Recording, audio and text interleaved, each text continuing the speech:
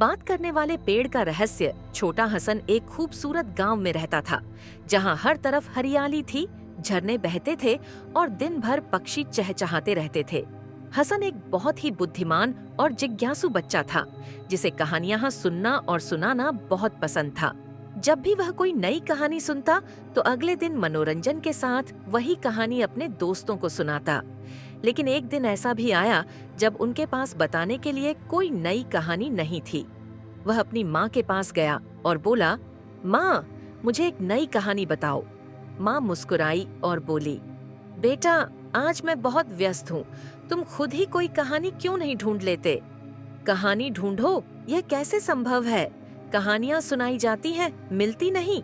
हसन ने आश्चर्य से कहा, कभी कभी कहानियां अपने आप हमारे पास आती हैं, लेकिन हमें इंतजार करना पड़ता है और उन्हें ढूंढना पड़ता है, माँ ने प्यार से कहा।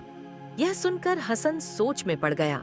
उन्हें कहानियों का बहुत शौक था, लेकिन कहानी खुद कैसे ढूंढे?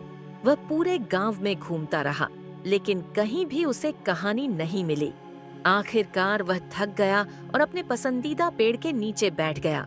ये पेड़ गांव के सबसे पुराने पेड़ों में से एक था। इसकी शाखाएं आकाश से बातें करती थीं। इसकी छाल पुरानी लेकिन मजबूत थी और गांव के बुजुर्गों का कहना था कि यह कई 100 साल पुरानी थी। हसन को यह पेड़ हमेशा पसंद था, क्योंकि जब भी वह वहां बैठता था तो उसे शांति महसूस होती थी। उसने धीरे से पेड़ के तने को सहलाया और मन ही मन सोचा, काश यह पेड़ बात कर पाता तो यह कितनी महान कहानियां सुनाता। अचानक हल्की हवा चली, पत्तों में सरसराहट हुई और फिर एक भारी लेकिन धीमी आवाज सुनाई दी। तो क्या तुम सचमुच मेरी कहानियां सुनना चाहते हो, हसन? हसन का दिल जोर जोर से धड़कने लगा। उसने चारों ओर देखा, लेकिन आसपास कोई नहीं था। वह आश्चर्यचकित हो गया। कुक, कौन? यह मैं हूँ, आपका पुराना पेड़। पेड़ हंसा। हसन आश्चर्य से पेड़ के पास पहुंचा। लेकिन पेड़ बात नहीं करते। पेड़ मुस्कुराया और कहा, कुछ पेड़ बात कर सकते हैं, लेकिन केवल उन बच्चों से जो कहानियों पर दिल से विश्वास करते हैं। हसन की आंखें आश्चर्य से चमकने लगीं। क्या आप मुझे एक कहानी बता सकते हैं? जरूर, लेकिन पहले तुम्हें राज छुपाने का वादा करना होगा, पेड़ ने गंभीरता से कहा। कौन सा रहस्य? हसन की आंखें उत्सुकता से भर आईं।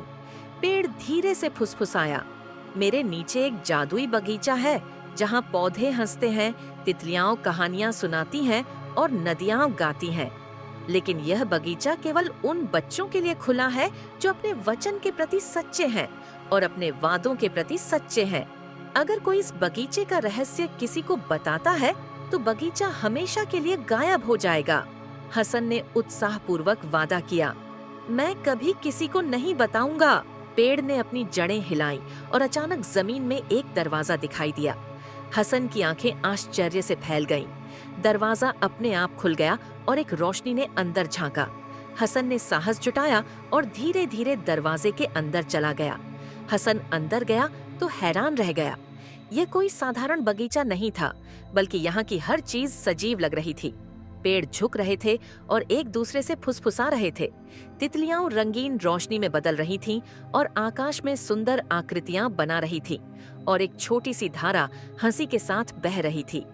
अरे, नया मेहमान आ गया, चमकते नीले फूल ने खुशी से कहा। कहानी सुनने आए हो? एक लाल तितली ने हसन से पूछा।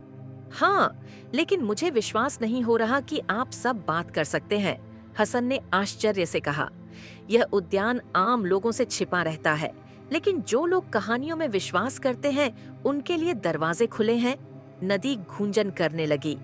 हसन बगीचे में काफी देर तक टहला और हर समय बातें करता रहा। एक पुराना ओक का पेड़ सदियों पुरानी कहानियां सुनाता था।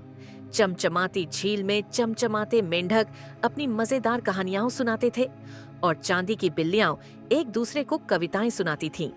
हसन ने अपने जीवन में ऐसी अद्भुत जगह कभी नहीं देखी थी। जब हसन वापस लौटा तो उसका दिल इस अद्भुत रहस्य को अपने दोस्तों के साथ साझा करने के लिए उत्सुक था। अगले दिन जब वह अपने दोस्त अहमद के साथ खेल रहा था, तो उसके होठों पर बगीचे के बारे में बताने की तीव्र इच्छा उठी। लेकिन फिर उसे पेड़ की याद आई। अगर किसी ने इस बगीचे का रहस्य किसी को बता दिया तो यह बगीचा हमेशा के लिए गायब हो जाएगा। हसन ने गहरी सांस ली और मुस्कुराकर अहमद से कहा, कुछ रहस्य हमेशा रहस्य ही रहने चाहिए अहमद। उस दिन के बाद हसन हर दिन इस पेड़ के नीचे बैठता, कहानियां सुनता और जादुई बगीचे में घूमता।